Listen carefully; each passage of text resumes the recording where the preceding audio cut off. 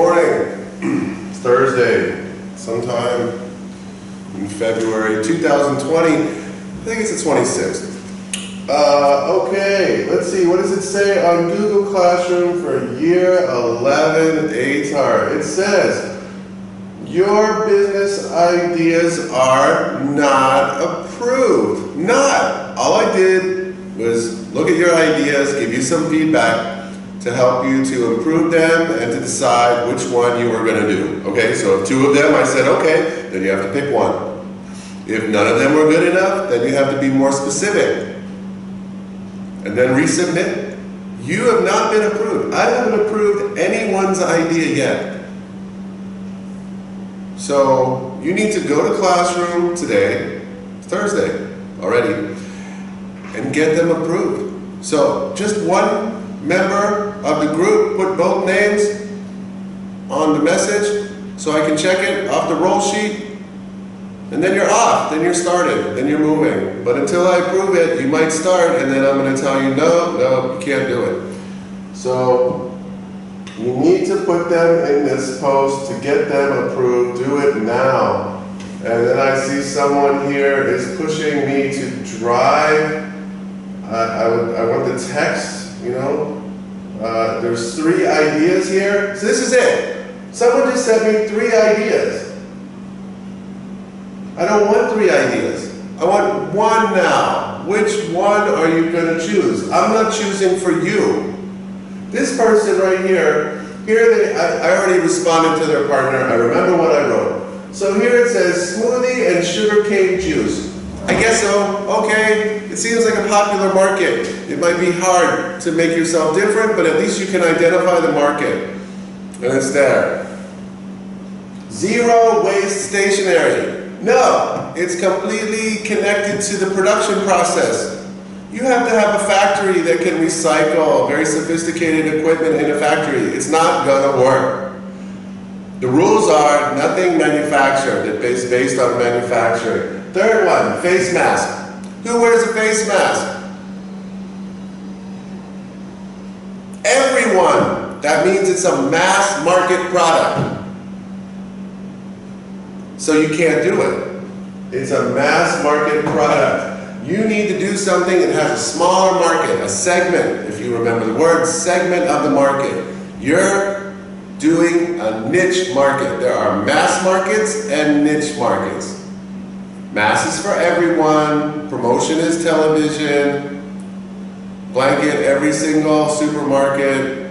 You can't compete in that market. You do not want to compare yourself to other face mask companies.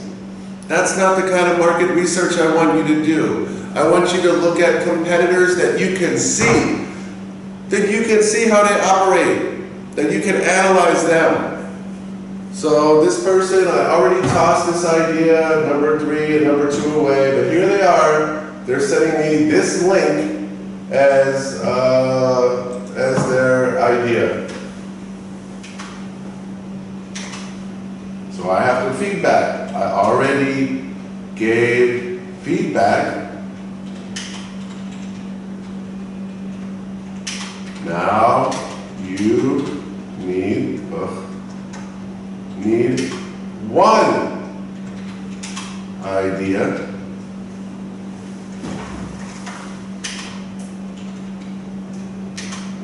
Not 3.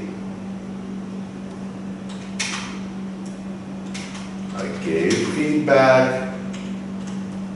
I don't want to write these over and over again.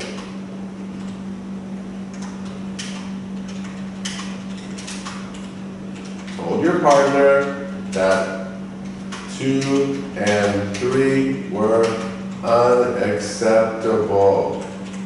So why are you sending me 3? Again. Do not send me 3 again. 1. 5 comments. This just came in. Here it's all links. I don't want links. I want ideas. I'm not going back through Google Docs over and over again. I'm not doing that. 1 idea. Pottery here. They're giving me 3 ideas again. I don't want 3 ideas.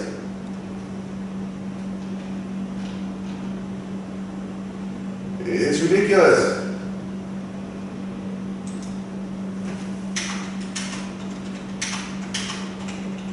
You have to choose one now. Send. Why are you sending me 3 ideas? Over and over again. Here's another one. Computer shop, online cookery. 3 ideas. You have to choose one. You will not choose one. It's ridiculous. Ugh. Edit.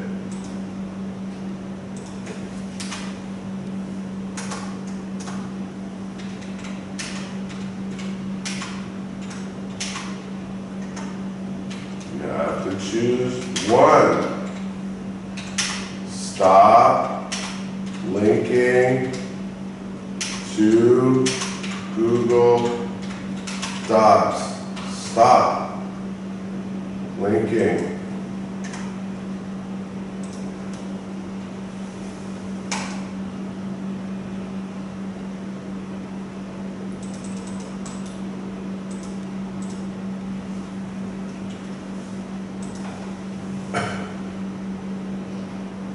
Okay, so that's all I'm going to say about that. If you don't get it in, you can't get started. It's your fault now. You know, I gave you enough time. I told you you need 3 ideas so you can get 1. Now it's time to have 1. Okay, so here we are in our syllabus. We are in marketing.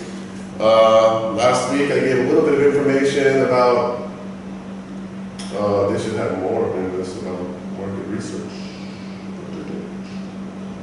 Market research. Anyway,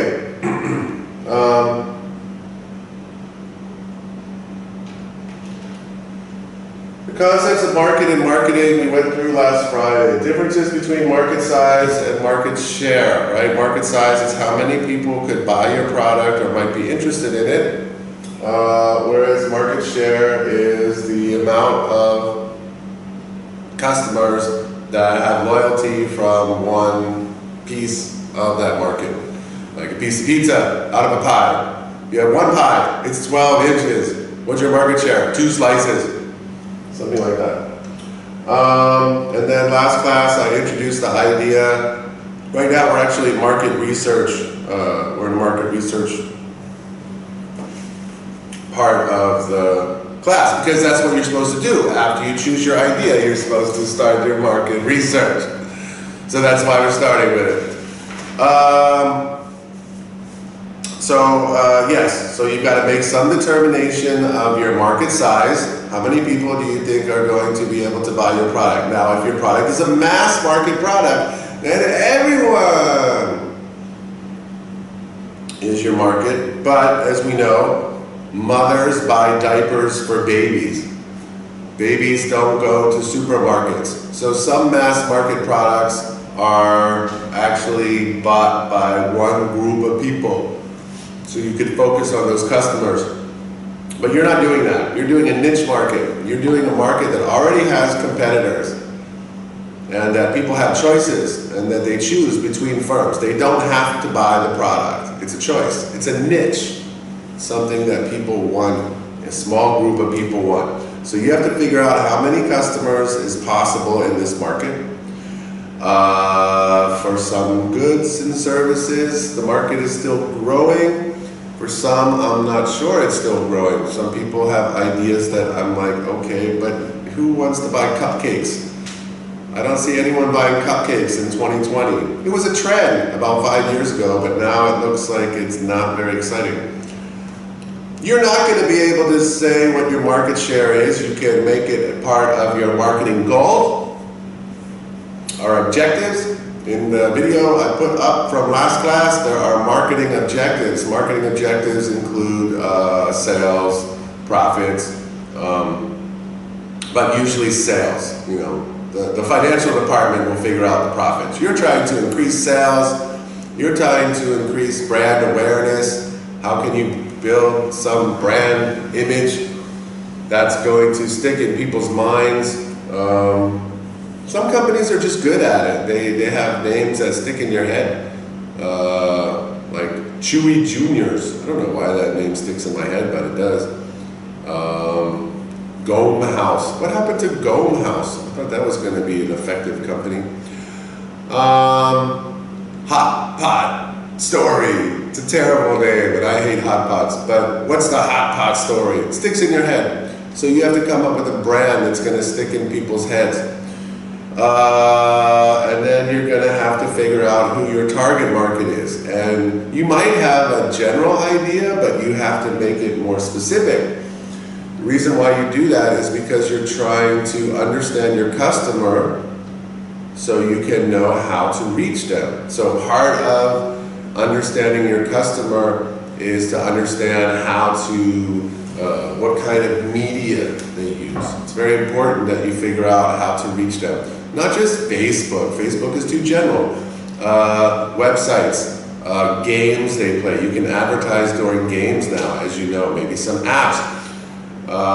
Possible, I don't know, there's a lot of creative ways that you can meet your market. We'll look at that under promotion, but you've got to know how to reach the crowd before you can actually, that's part of your understanding of the customer.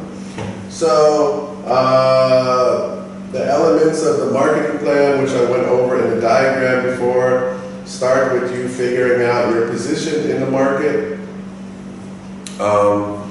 Last video, again, and last class, we watched a video about segmentation and positioning. Segmentation is for your target market, and positioning is compared to your competition, which we're not really there yet, but you do need to figure out your position. Do you offer, and that was the best part of that video, that, or at least the most relevant part of that video now.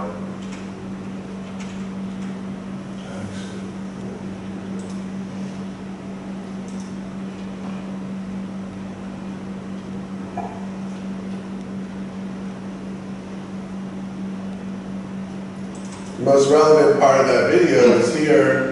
To look at what we call the selection of product on the position, the business needs to do is some new, but for very low prices, where the perceived. What does the customer expect from, you know, what do you offer? Do you offer better value, more quality for less money? Do you offer some premium, like Apple? You don't mind paying more because you think you get more, and it gives you some feeling of luxury. Okay, it's the same price as your competition, but you offer some features that they don't offer. So you offer more for the same price, or perhaps some customers just don't really believe that there are different levels of the product, and they're willing to pay less. And I understand that they're not going to get any extras with it. They're just going to get a basic version. And they're okay with that. They pay less and they get less and they're happy with it. It's got some other features that they like. So those are the different kinds of ways that you position yourself compared to your competition. And that usually takes place on a map like this. We looked at this last time. This is the chocolate market. We mentioned that Skoda wanted to go from here, kind of a luxury brand. They ended up down here as like a less, for less quality for less price. And then in the present, they wanted to move themselves in the middle of the pricing market, but raise their quality. So somewhere around here, near Cadbury. So that's a review of positioning. Competitor analysis we do later in 2 weeks. Right now we're doing target market analysis, and we got to come up with our goals later and our strategy and our marketing mix later. Segmentation. I'll do quick, just a refresher of your brain. Market segmentation is in your book on page 40, but there's also a handout that I sent you. Market segmentation is how you divide the market into different groups of people. So we have demographic. Again, those are just features of people. They can't really control that much about it. You know, gender, maybe they can. Age, cannot. family situation. So all those things in the book I went through them last time. Geographic, the location of your customers. How far can you reach your customers? There's customers who can walk to you. There's customers who can drive to you. There's customers who you can ship. You can ship goods to them. So depending on the shipping, maybe you can have more customers.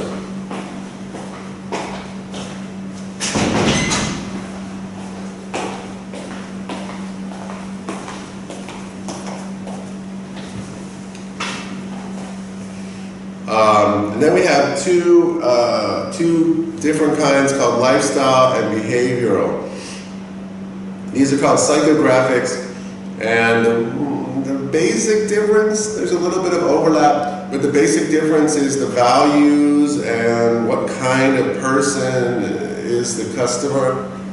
And the last one is how do they behave when they shop for the product. And that includes the media. So the media would be in the behavior. Where do they get their information from? So getting their information helps you to be able to meet them and to advertise to them. I really don't know who, I get advertisements all the time on YouTube, and I'm not really sure why they advertise this to me. Some of them, I know why. They have this one, it's like, are you living abroad? Do you want to be a teacher forever? And then this guy tries to tell you some scam so you can make websites or something. I guess they know I'm a teacher, something like that. The Masterclass series. I don't know why I get so many ads for Masterclass. I wonder, do you get them or do we only get different ads now? So anyway, those advertisements are based on my YouTube watching search habits. I cannot say exactly how you would get information about that. That would be difficult to know about your customers. But a lot of companies now, that's what they do. They somehow are able to look at the data for consumers or people who watch YouTube, and they can break them into groups and figure out their tamale, their psychology, and somehow make ads that fit into YouTube videos, especially for them. So it gets to be a very high-level process to figure out the customer and to be able to meet them in a psychographic level. So media is a big part of that. How often do they shop for that product? Okay, so what does that mean? Then you get to the market research process. There's a few steps in there. The first one is, they usually say it's a 3-step process. And the first one would be understanding your needs. So being able to get together with your partner and say, okay, what do we want to know? And make a list of things that you have to find out that's going to help you. Determining information needs. I'll go from the book here for a second. This is page 40. Page 40. The market research process involves determining market information needs, collecting primary and or secondary data, then analyzing this data to try to determine the target market and the positioning of the business. Okay, so you saw that before, targeting and positioning, and that's based on the data that you collect. You're also going to be, so there's a third part of this research too, not just the target market and the positioning, but to understand your industry and what factors would affect your business. So, determining information needs. Number 1, page 40. The market researcher first needs to consider the information needs of the business. They want to find out information that allows the business to create good marketing strategies, to meet their sales targets, and to meet the requirements of their customers, so to understand what the customers want from the product. Eventually, information needs will include reviewing the product range. The product range is an expression that means the different flavors. So let's say you're in an ice cream shop and you start and you guess which flavors customers might be interested in. So you come up with 12 flavors. 4 of them sell great, 4 of them sell okay, 4 of them don't sell at all. You have a lot of waste. So you can adjust based on the data that you collect. That's internal data from the company. So that's a different thing, really. That's much more, we're not there yet, but that's what that means. Product range means to adjust the different offers that you give to customers to support their needs. So you would probably eliminate those 4 flavors. You could add 4 new flavors and see if any of them catch on with the customers, or just move to 8 flavors. So that's your choice.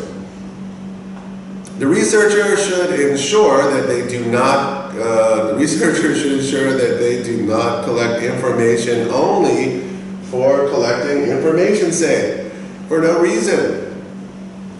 So we have people who will ask the first, let's say we have a cafe and they ask a research question, and the first question they ask is, do you drink coffee? And they say no. And then they say, the second question says, how often do you drink coffee? What? And then they go down the whole list of questions, and they're all useless because the person doesn't drink it. So from the first minute that you have, like let's say you have a survey, you ask somebody the first basic question, okay, so do you drink coffee? No. Have you tried coffee? No. Would you be willing to try it? Maybe. Okay, now you can ask them questions. Or, no, I don't drink it. Have you tried it? Yes. Okay, so you're done. So you can just put those people on the side. 40% of the people said they don't drink at all. 60% of the people drink. Okay, now I can start to survey those 60 people. You don't want to get information about people who aren't really your customers. You don't want to ask them questions that are really basic, that they already, do you drink coffee in a cup or in a glass? Not important, right? You're not just asking questions to ask questions. And people are not very patient, so you can't ask them 100 questions. You need to limit what you ask down to about 10 good ones. Okay, so that's what it means, just for the sake of it.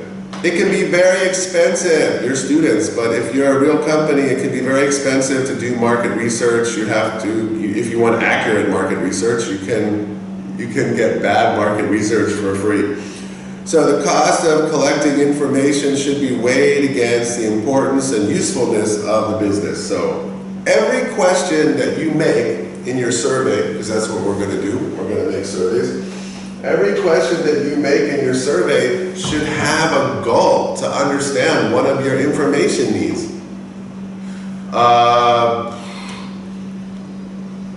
When you use social media, do you ever respond to ads? Okay, I want to know if I can use that as an effective media source. I know why I'm asking that question.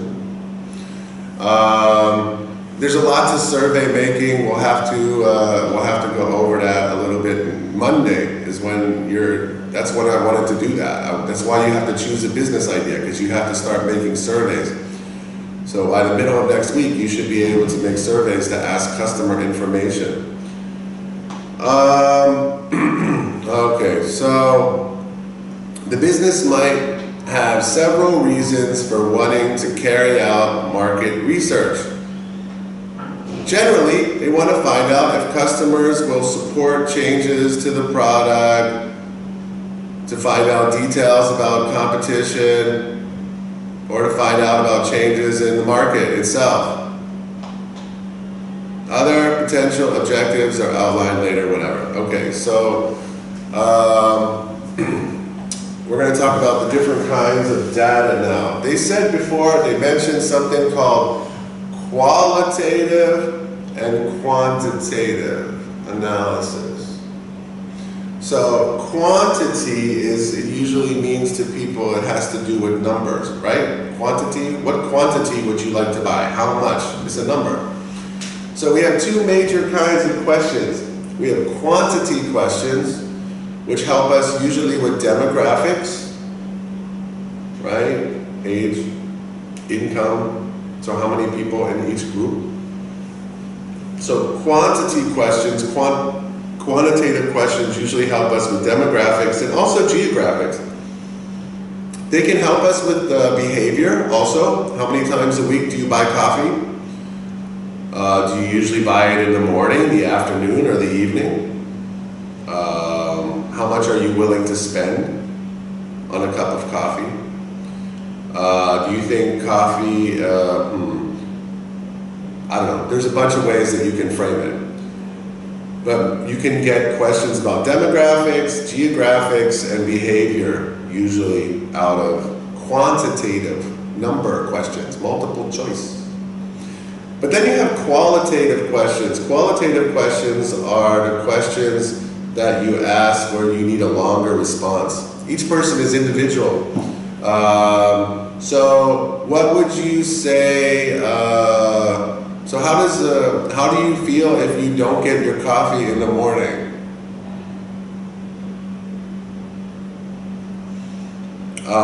You could try to put it in a multiple choice question, but I think that people have different feelings. So it's hard to put them into groups. So it's better to let them talk. And you can use that when you make your advertising campaign because you know the feelings, right? That's the other element of the market research. That's lifestyle, values, feelings about the product. So that's also useful. So, but you can't ask too many qualitative questions, qualitative, because people are kind of rushing around, right? You have to be very specific. And when you do a survey, you should write down the answer of the person. Don't just give them a piece of paper and have them fill out a survey. Anyway, we'll get to that. All right, let's look at qualitative and quantitative for just a couple minutes. Research is to distinguish between what's known as quantitative and qualitative research. So if you're not quite sure what the difference is, hopefully this short video will help explain the two. Marketing research is a constant challenge to get out there and find data, to find numbers, research data that can help us make decisions or tell us how we're doing. But it's also about finding out the opinions, the views, perhaps of customers or potential customers. So it's data and it's opinions, and that's at the heart of this distinction between quantitative research and qualitative. So, in a nutshell, quantitative is concerned with data. It tries to answer questions like how many, when, where, how often. So we might ask, we might do some research to find out. So they give you the question stems. Okay, how many, how often, well, who are you can be like, how old are you? When do you shop? Where do you shop? Those are behavioral questions. These are opinions, attitudes, beliefs. Okay, so how do you feel if you don't have your coffee? Why do you buy coffee? Would you pay more for coffee if it was, if you could, I don't know, if you, I don't know, what would be a good question? Would you change from coffee to energy drinks if the flavor was better? Maybe. Somebody's feelings though. You want their feelings about it. They're going to give more information, not just yes or no. You need to get a little bit more. How many units are sold in the market? How often do consumers buy? How much do they spend each time they buy? And of course, lots of different ways of capturing that information, whether it be sort of surveys, questionnaires, transactional data captured at the point of consumers transacting. Lots of different ways of capturing data. On the other side of the coin, we mentioned opinions, and this is where qualitative research comes in. It's based on the opinions, attitudes, beliefs, and intentions of those who we are surveying, those who we're researching. So we'll be asking questions like why, who, how, and qualitative research is really all about trying to get under the skin of our customers, our consumers, to find out why they behave in a certain way, what their thoughts are. And again, lots of different ways of doing that, questionnaires of course, and surveys, but focus groups are quite a powerful, albeit somewhat expensive way of getting qualitative research. So you may have heard of the term focus group. All it is, it's a method of qualitative research, which of course creates data, which is quantitative, but it's a way of asking opinions, getting views, getting perceptions, perhaps to a new product, perhaps to some marketing materials, or whatever it is that you want views and opinions on. So focus groups are a method of qualitative research. Just picking out the key benefits and drawbacks of these two different types of research. Might be worth pausing the video to jot one or two of these points down into your notes. Quantitative research goes on all the time, it's all about data. Qualitative research, relatively easy to analyze, right? You just make a pie chart. Okay, 5 out of 20 people, 25%, 4 out of 20, 20%. You can just put them into a pie chart, it's easy. However, even though it's easy to analyze, it doesn't really always give you good information, right? If you ask a question where everyone agrees, you don't learn anything from that. Numerical data, insight into, it's easier to make statements about number data. It also can be compared to other sources that use numbers. So anything that uses numbers can be compared to each other. Drawbacks. It's only on numbers, it doesn't explain why things happen. You don't really know why. Why do people, okay, you know why moms buy diapers for babies, but you don't know why, I don't know, we can only guess why people who are 35 to 45 drink the most coffee. Doesn't explain the reasons behind, and if the sample is bad or you only ask people of one age group, you might make a mistake in your analysis. And increasingly, it's relatively easy to undertake, particularly with transactional data. The use of big data, data analytics, makes it relatively straightforward to analyse some quite complex data sources. And of course, you can then interrogate and interpret that data, perhaps comparing it with other sources. Of course, the problem with data is that it's a series of numbers. It doesn't tell you necessarily the reasons why that they're happening, or the reasons behind the trends. In terms of qualitative research, well, it's all the benefits of asking people for their opinions. So you're going to get insights, aren't you? Insights into their reactions, for example, to a new product. So therefore, qualitative research is pretty important where a business has maybe a new product line or a completely new product in its entirety and wants to get feedback as to whether they've got the product right. It can also be particularly useful from a customer service point of view. Qualitative research into reasons why people complain, reasons why people don't buy again, why we lose our relationship with the customer. The downside to qualitative research, of course, as always, is that you're typically sampling, so you're going to get a risk that the sample doesn't represent the population, the overall population of the customers. And qualitative research, often, though not always, is a bit more expensive to collect mainly to collect and also potentially to analyse. There we go, you don't need to be an expert on this, but hopefully that's a useful overview of the distinction between quantitative research and qualitative research.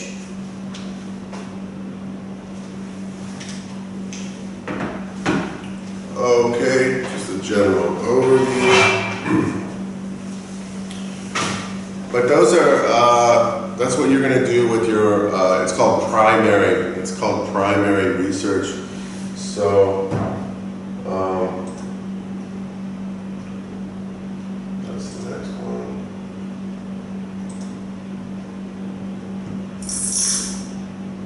Why ice cream? Why? Do I use sensitive toothpaste? I do. I do use sensitive toothpaste. I wonder why they know that. Alright, so the first part of the market research process is to get your information needs. You need to figure out with your partner what you need to know. Second is to design the questions and to be able to collect the data that you're looking for. Some of the questions, here are some questions that might work for you, but these are questions for your information. They don't go into your survey yet. Market size, yes, you need to ask you. Is this market getting bigger? Is it expanding or is it limited? That goes into your market goals. For example, if your market is expanding, you can work together. Pizza Hut was happy that Domino's came, when they first entered the market, because more people would try pizza, and the whole market for pizza was growing. If for right now you entered the market for bubble tea, you probably cannot create more interest. Most people know it already. It's not something that can be expanded. So it means that you would have to take customers from other businesses. So those are different goals, right? To get people interested in the product. Pizza, pizza. Did you try pizza? Try pizza. Pizza's amazing. 2 for 1. Look at the family. It has fun. It's a family food. Introduce the idea to people is different from we're better than tu-cha. I don't even know what tu-cha is, but I think my company is better. I have to figure out why. I have to go look at tu-cha and figure out why I'm better and take their customers. So those are 2 different questions, right? They go with the same question. Is the market getting bigger or is it staying the same? What are the profit goals? Not yet.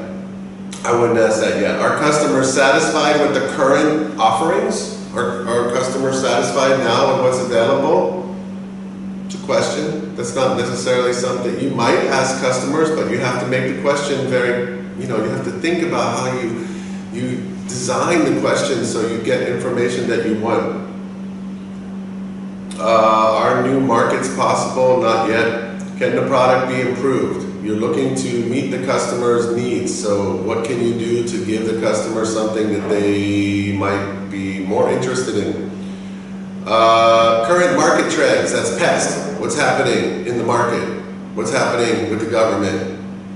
I see people doing weird things sometimes, and I think, well, probably there'll be a law about that in the future. Including smoking, right? We could probably, if you were smart, you might predict that you'll have a situation where there's going to be a need for anti-smoking restaurants and bars in the future. So if you understand the trends, every other country has got smoking laws, why not Vietnam? And then later, you'll look at your competitors, and now you should be thinking about your customers. That's on the side. Page 41. 2, collection of marketing data. Marketing information is generally collected from 2 sources. We call them primary. Primary is direct. Secondary means indirect.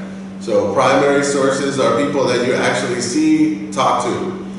Secondary sources are from the internet these days. Primary data is collected from the original source, usually the customer. The business might conduct the collection of primary information itself, which you will do. Usually, this involves interacting directly with customers, and then there are different sources at the center of the page. Now, let's go back to the bad idea that somebody had before. Their idea was masks. We want to have a business that sells face masks. What are you going to interview customers about? What do you look for in a face mask? Protection? A. B. Comfort. Really? People just wear them for fun? C. Reliability? I guess that's the same thing. Reliability. It's very hard to make questions about something that's a mass market product. It's very clear why everybody wants it. Why? Okay, they're asking another question. What are the reasons, or why do you wear face masks? Or when do you usually use a face mask? When there's a pandemic, whenever there's a coronavirus. I mean, it's not like you have to get extra research from customers on a mass market product. Why do you use toothpaste? Do you use toothpaste? How often do you use toothpaste? All those questions are useless. You know it already. So that's why we're not doing mass markets, because people don't have different opinions. They all mostly use the product in a similar way. So we're asking about niche products. What are some ways we can do it? So you can see questionnaires is very obvious. The questionnaire looks like, I don't know how often you get questionnaires offered to you.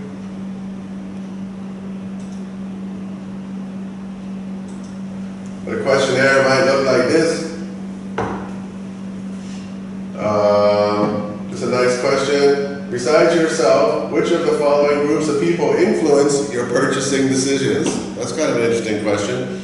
Are you influenced by your husband and wife? Do your children influence you into buying which breakfast cereal? Friends? Are you trying to keep up with your friends who are wearing Nikes every day? So that's maybe a good question. There's many ways to make research questions. These are not the best. These are just examples. So, but this is what a survey would look like. There are many ways to do it. It depends on your information needs. So then you have interviews. Interviews are when you get qualitative. You can put a interview question at the end of a survey, so you can have some quantitative questions and qualitative questions together. Sometimes they do things like what is called focus groups. So they'll put a group of customers who enjoy the same product together and then have them interact with each other. Sometimes people are more willing to talk or more interested in sharing information with people who already understand the same things that they understand about the product. So, for example, if I was going to interview a bunch of people about Game of Thrones, it would be absolutely useless to me. I don't really understand even what's happening in that. But if I brought a bunch of Game of Thrones fans into a room, they would probably get excited and they would probably talk in ways that would give me more information and insight into what their, what they feel about the show, the program, how they watch it, all these things. Favorite characters, I could barely get into that. So that's a focus group, when you bring a group of people together who also use the product. Questionnaires, also called a survey. It's usually conducted over, and it says here, you can do telephone. I don't really think that's a good idea for this one. Face-to-face. I think you should do questionnaires face-to-face because you'll hear how your questions sound. You'll hear whether your question is giving you the information that you hope that it will give you by presenting the question. And that's why you should actually, when you make your survey, you need to test it out. Sample the questions. Are you getting the kind of response that you think you would get? Or, not that you would predict it, but that the people are understanding the question that you're asking? That's huge, right? You need to make sure you frame the question so the customer, the potential customer would be understanding it.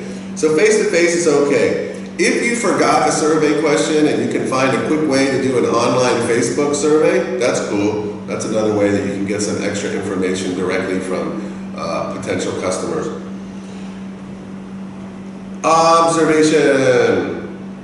Observation. So when you go to your competitors or you go and you research them directly, usually observation is good for competitor research. Sometimes if you go into a supermarket and you watch how people shop, you might learn something about their shopping habits.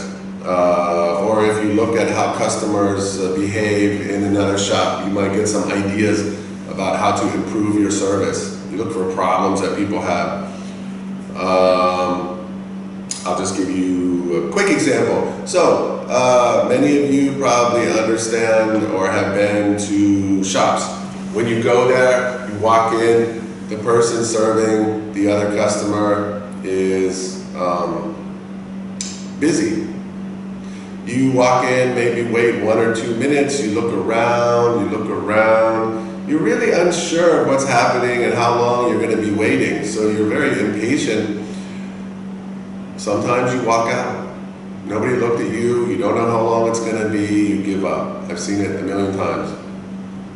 However, if the person who's working there just looks up at you and says, okay,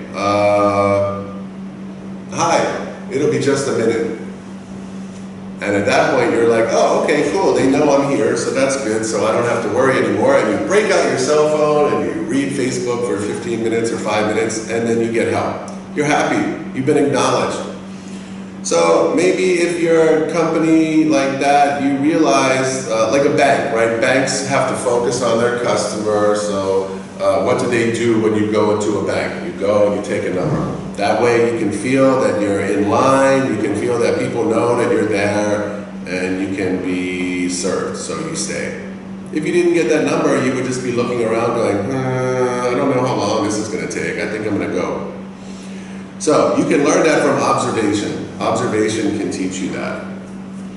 Test marketing. Test marketing is when you take a customer and you give them a sample and then you get feedback. So giving the customer some kind of product or serving or sample and then looking at their initial response. Is that possible in this task?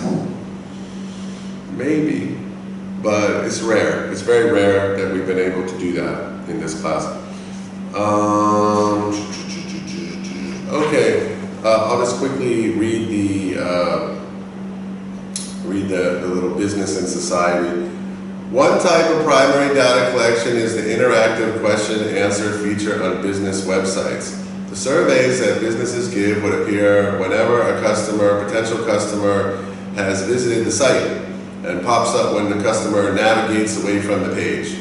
The question or the survey might ask about the preferences or about the behavior of or just the quality. How is the quality of the service? You get this every day on Uber and Grab. Starbucks will have secret customers. Every 500th customer will get a receipt that says, can you do this online survey and you'll get a free coffee? So they set you up to want to do the survey. So this usually gets you some feedback from customers too. So feedback is great once you're already operating. Quick video on primary research.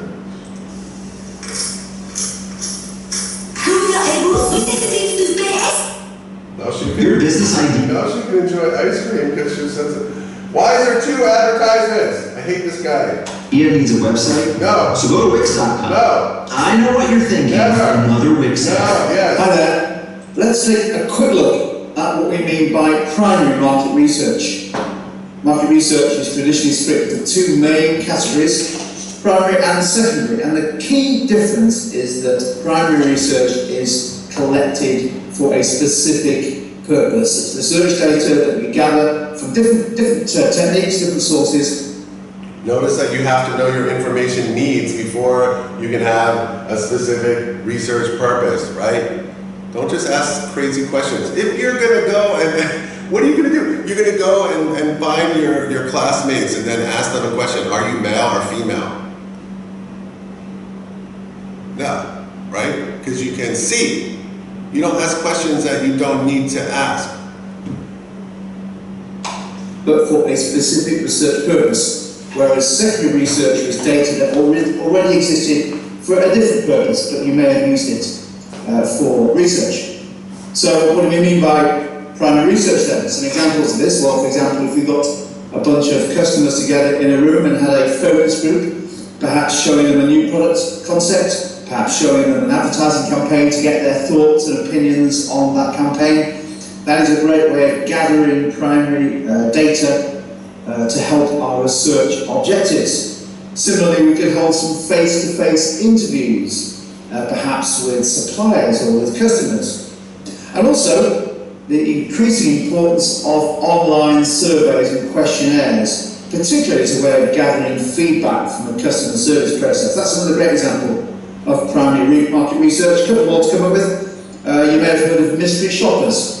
These are people whose task it is to go experience the customer service levels, for example, maybe stay in a hotel and report back to the business, or perhaps wander into a fashion store and see what kind of experience they receive, both from browsing for the goods as well as through the checkout phase. Mystery shoppers then report back their findings as a means of primary research back to the business.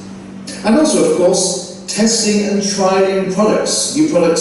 New services is another classic example of gaining insights before those products are launched onto the market. It's also important to have a brief understanding of the various advantages, benefits and drawbacks of primary research. In a way, we've described perhaps the main benefit, which is that it's research that is very focused on a particular research objective. It should, in theory, if the research has been properly defined and properly set up, be fit for purpose. And it tends, therefore, to be pretty up to date because the research data is gathered for that specific research objective. And also, depending again on methods used, you can get very detailed insights, particularly qualitatively into customer and other stakeholder views. Some of the downsides, well, the main one is the risk of bias, that we'll be using sampling traditionally in primary research, and our sample may not necessarily be representative of the overall population on which we wish to draw conclusions. So there's a danger that our surveys, our questionnaires, our online surveys may be biased using the wrong sample and will draw the wrong conclusions. And another potential drawback, but again this depends on the method of research used, is that they can be fairly costly and to some extent time consuming. And again, that really depends on the scope and the method of the primary research task used. But if, for example, focus groups aren't the cheapest method of research because you need to pay for people often to take time off work, pay for their travelling expenses and so on and so forth, as well as the time, the cost of the time to gather the research findings and present them to the business. There we go, that's a rapid fire overview of primary market research.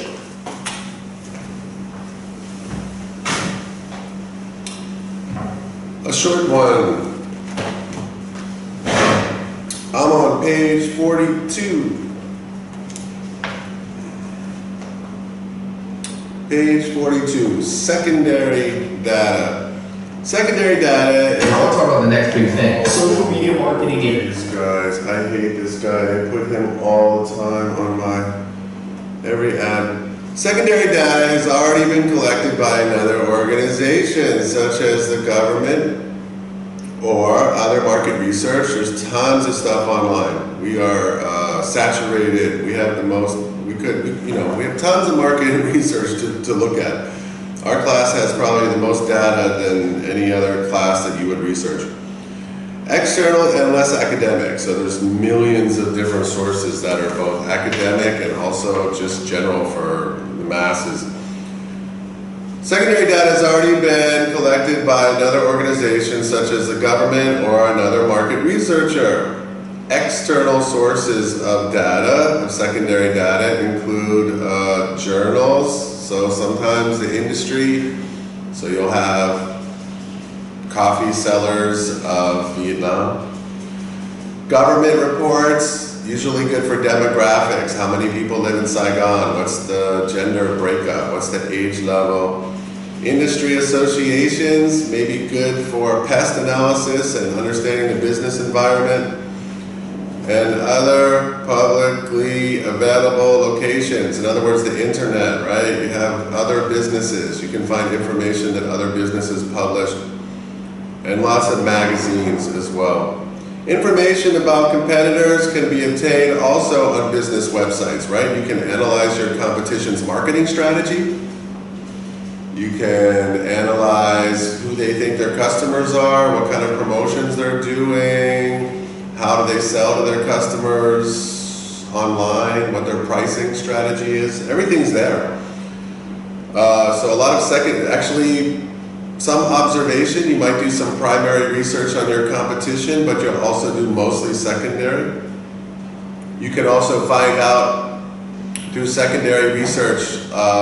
Take, for example, let's look at something like the alley. Okay, the alley in Vietnam. Okay, we'll look at them. And they'll give me locations for the alley. Let's pick this one. The alley.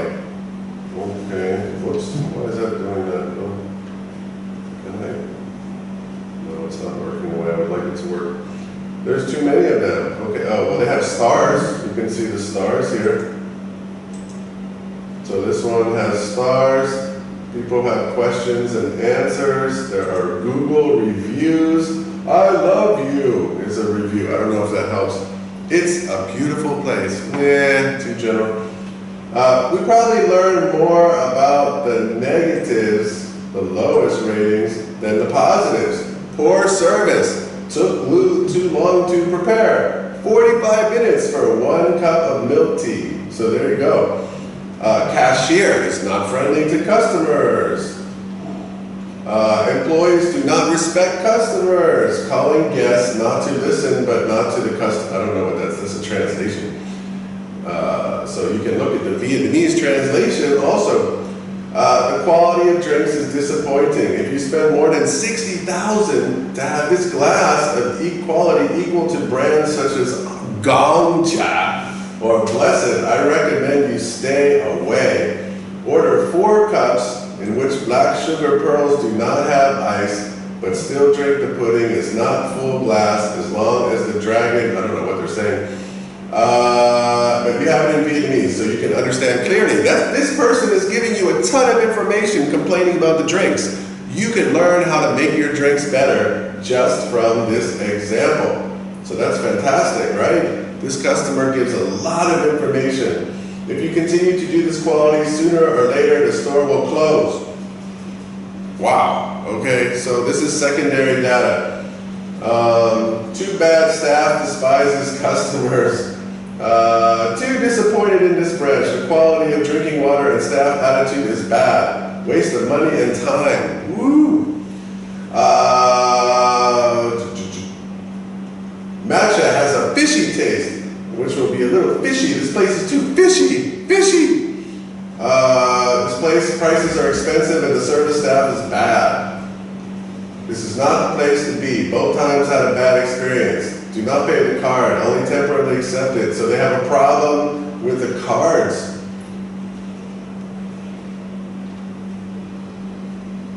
So you really have a lot of information that you can get from secondary sources. And especially now that we have all the review culture. Companies are also, of course, trying to maintain their staff reviews by the stars that they get on Uber or Grab, for example. All right, secondary data can be generated within the business too. There are 2 kinds of secondary sources. There are sources that are external, like we just found here, like review websites, travel websites have reviews, TripAdvisor. External sources, those are all external sources. Internal sources of secondary data are people who collect data. You're the marketing department, but you rely on the financial department to figure out cost and sales information and some strategy of price and what's working and what's not working. So internal sources of secondary data would be from other parts of the business. You're the marketing department, you get information from operations. Maybe operations says it's too expensive to make a chocolate-covered Oreo or something. Finance, sales. So if you have, for example, they give an example. If you have shopper loyalty cards, so people bring the Starbucks card all the time. I have a shopper loyalty card. This can give some useful information that you would get not from making some kind of survey, but by going to the department and saying, okay, so how often does the customer use the card? What do they buy for the card? Do they use the card every time? Do they buy the same thing? Do they buy food with their drinks, or they just buy drinks? You can get a lot of information from the sales reports that come from your regular customers. That's secondary data though, because you didn't collect it, right? You didn't collect it directly. Loyalty cards can have a useful source of marketing because they record details, information about customer purchasing habits. That goes into behavioral customer research. Internal secondary information can be analyzed and interpreted by the marketing manager or the owner of the business. It usually is the cheapest and easiest source of marketing information to get. So they have 2 groups of examples here already. I think that's okay. We're not going to really have time to talk about analysis of marketing data today, but you're supposed to be collecting it. So right now, what you should be doing is first, come up with your business idea. Together, try to look at the factors, the laws, the political that's going to affect your business. what customers, how much money customers have, who buy it. You know, you can look at some economic factors that might influence sales. Like I guess Corona has a big influence on how many people go to the zoo. I went to the zoo last week with my kids. It was just us. There was like 2 other families and me and my son and my brother and my 2 sons, and we could have stolen an animal. We could have just taken the animal home with us. There was no security, nothing. Sales are down. They consider weather, epidemics, Corona, that would be under economic factors. They don't know where to put it, but they put it in economic factors. Social factors, what trends are affecting your market? Is it hot? Is it trendy? Or is it something that everybody knows? Is there some changes in the market? Do people have expectations that they'll get paper straws, not plastic straws? So what do you understand about the trends in the market, and of course the technology that's being used in the market? So now people are shipping, they're using shippers, online apps. So is that a trend that your competition has? This also, you can keep coming back to the past. So you might find that in some market situations that you really have to keep up with the technology of other companies because people start to expect it. So you can't lay back, and if all your competition has a website, I think it's hard for you to go without a website, even if it's not great. So you should be analyzing your pest factors of your market.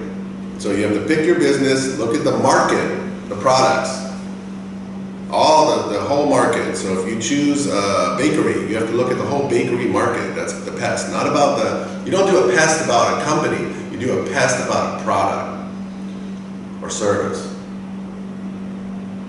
Then you should be thinking about the information needs. That's what you should be writing down. You and your partner need to get together and say, what do we need to know about our customers? What do we need to know in general about our market size? What do we need to know about our competition? So make a list. You're not going to put everything in the survey, but make a list of the things that you think you need to know in order to understand how to start it, how to reach your customers.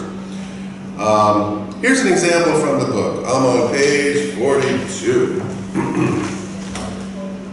The marketing manager of a business might wish to research the viability of expanding and opening a second shop in a particular suburb of Perth. Using external secondary data from the Australian Bureau of Statistics, it's a government, they can access census information. Census means demographics. Information to determine the socio-economic status of the chosen area and how much people make in income and how much they spend, household expenditure data. The marketing manager could then research potential funding for a new shop front in Perth. Using internal secondary data on the business's finances, they could consider a budget information to determine the likelihood that the business will be able to support payment for everything, not just advertising, and the setup of a new location. So you can use what it says there is that you can use the secondary data from your first shop to know what the cost of starting the second shop is, right? You don't have to guess anymore, you know how much it costs. You know how much you would probably spend on painting, buying the machines, training staff. You have all that data that you can work with. So that's going to help you to know, should you open a new shop? So that question could be on a test, right? How can you use primary and secondary data in order to make decisions about expanding your business? That would be the answer to that question. So I'm going to give you another really short video of secondary research, and we'll go from there. I will put these Tutor to You videos online on the classroom. Politics has constantly been changing. They always give me masterclass. I don't know why. It's exhilarating. Hi there. Let's take a quick look at the concept of secondary market research. Secondary is one of the two main categories of research, primary being the other. And the key differentiator about secondary data, secondary research, is that it is data that already existed. It can be really useful for research purposes, it could be a report, it could be transactional data, but it already existed, whereas primary research data is created specifically for a particular research purpose and objective. So let's take a look at some examples of what we mean by secondary. Obviously, the one perhaps we're most familiar with are the various types of market reports. Printed reports as well as digital reports, often produced by specialist market research businesses. And the best ones tend to focus, the best businesses tend to focus and specialise on particular industries and sectors so that their detailed insights are reflected in their market reports. You'll also get a wide variety of reports and other data from what's known as trade and industry associations. These are the organisations that effectively act as the industry club for the different businesses. An example on the screen there of the SMMT, which is the Industry Association for Motor Trading Cars. And they often produce regular, quarterly, annual and topic-based reports on the market. But don't forget also, secondary research can be data that's been obtained for different purposes, which can then be used very effectively in research. A great example, of course, is sales transactions. Each time we record a sale as a business, that's gathering some data that we may be able to go do some research on. And of course, that's increasingly becoming a much bigger source of data arising from the concept of big data. Many tens, hundreds of billions of transactions and other data points that are created as we interact digitally with businesses and other organisations. And services like analytics, analytical software like Google Analytics, is another source of very powerful secondary research that we might be able to use to draw some interesting conclusions and research insights. Well, of course, you need to have an overview of the various advantages and drawbacks of secondary research. Firstly, alright, just a quick one here. So, often free, right? You can just go online and get your research. It's a good, if you're good, if you get good at research and you can figure out which research is helpful and which is not, it can be great. Quick and easy to use for the most part. What do you think would be the disadvantage of this? Can you imagine what disadvantages there might be to this kind of market research? Not specific, I would guess, if I was you, not specific to my particular business or area, so maybe it's not relevant. Too much, so much data, it's hard to know which one is good and which one is bad. What else? Think about it. in terms of the advantages, secondary research is often fairly easy to find. It may not necessarily be free, but a lot of it is. But in terms of the printed market research reports and also the digital ones, you can usually buy a fairly detailed insight into an industry for a few £100, sometimes less. And because of the expertise of those who produce that kind of data, they are often a good source of insights into the overall market, into the key trends. However, one of the downsides is, of course, it's the flip side of primary research. Secondary data, secondary research is not created for a specific research purpose, therefore it may not necessarily be exactly what you need to help inform your research. And specialist reports can be quite expensive depending on what they are and who you buy them from. Okay, there we go, that's a quick overview of secondary market. So that's it for today. Just a general introduction to market research. I really, really want to approve your ideas. So please, just post the one idea that you're most interested in so I can agree with it or send you back to work on it again. And then we can get started on this, okay? All right, guys, have a great day.